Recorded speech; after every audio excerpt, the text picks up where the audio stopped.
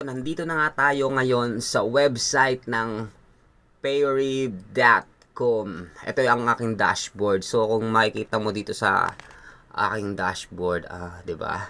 Meron na tayong 87.707 dollar. Diba? Meron na tayong 87.707 dollar. Diba? So, pag umabot yan ng 100, pwede na natin yan i-withdraw directly sa ating mga PayPal account. So, napakadali lang naman nitong gawin, guys. So, ang gagawin lang natin ito ay manonood lang tayo ng ads. Just click, click natin itong una. Ayan, click lang natin yan. At pagka-click natin yan, ayan, may lalabas na ganyan. Ayan. So, ayan, manonood lang tayo ng ads. Diba? Pero basic. Yan, hihintay lang natin yung mapuno. Yan, syempre scroll natin para alam nila na binabasa rin natin yung kanilang tawag dito, ads. Ayan. So, sa tingin ko, tapos na. Tapos na. So, completed na. So, click natin yung completed. Ayan. O, diba? Nag-add doon. Nag-add siya. Kita nyo ba? Ayos natin yung ano. Okay. I-ano ko na lang. Yan.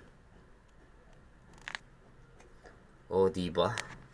Mas malinaw, diba? Kitang-kita. Ayan. Ganyan lang naman siya kadali.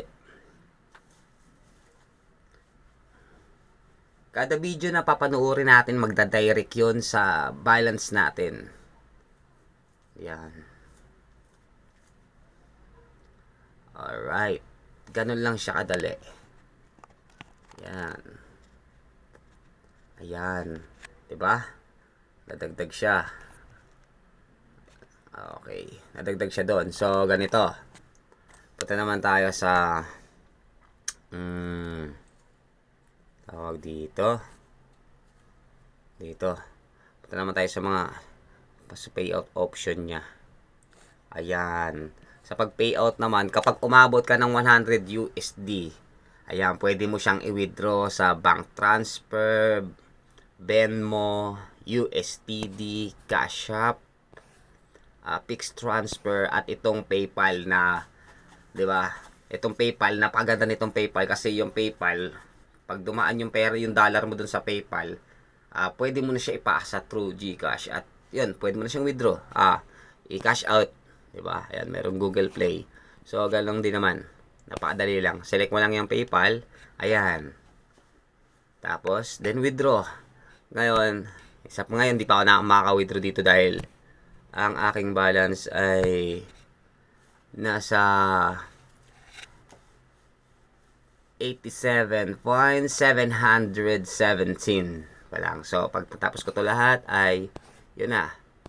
So, napakadali lang nito, guys. Gawin nyo na. Ilalagay ko dyan yung link sa ilalim ng aking page. Itong sa ilalim nitong video, ilalagay ko yung link nito, no? Para puntahan nyo. Diba? Tsaka maganda dito, kapag nag-upload ka rin ng kinita mo rito, magkakaroon ka pa ng added na balance. Magkakaroon ng added na kita. Saan ba yun? Ayan. Nalilito ako. Wait lang. Yung mga high offers. Ayan. Ayan. Magte-take ka lang ng surveys. Pero ito, isang beses mo lang to gagawin. Pag natapos mo to, wala nang ulit. Punta lang dito sa challenges. Ayan. Ayan, di ba? May 3 USD. Ito, kailangan mong gumawa din ng video. Parang itong ginagawa kong video. Gumagawa ng video about dito kay Payrib. Para kumita naman ng 150 USD. Diba? Tapos, tsaka siya magbubukas yung complete daily advertisement unlock VIP 4. Diba? Ayan, ganyan lang siya. Napakadali. Ayan, meron ka na naman ulit 100 USD kapag nag-increase yung video mo. So, laking tulong nito. Magkano ba yung 100 USD? Yung 100 USD, sa tingin ko nasa 5K plus yun. Di ba? Wala kang ginagawa, nanonood ka lang pero kumikita ka. Very simple, very basic. Kaya, bisitahin nyo na tong website na to. Libre lang naman to, wala tong bayad. Just click the link that below. Just click the link na ilalagay ko dyan sa ilalim. Click na lang yan at madadirect na kayo sa dashboard nyo. Okay? Pero ang mas maganda nito kasi, kapag nandito ka sa Payrib, yung account mo dapat nagagamitin dito, yung sa Google, para ano sila, tawag dito, para mas maganda. Diba? Kaysa yung mag-sign in ka pa. No? Saka yun lang. Hanggang dito lang ang video natin mga kaparneng. And 1, 2, 3, goodbye.